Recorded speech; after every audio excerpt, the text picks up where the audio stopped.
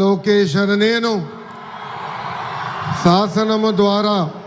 నిర్మితమైన భారత రాజ్యాంగం పట్ల నిజమైన విశ్వాసం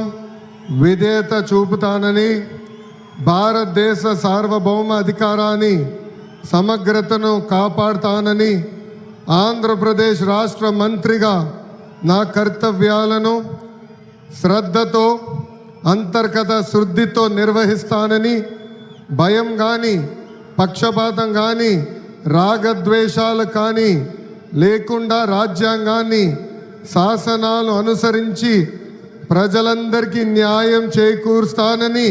దైవ సాక్షిగా ప్రమాణం చేస్తున్నాను.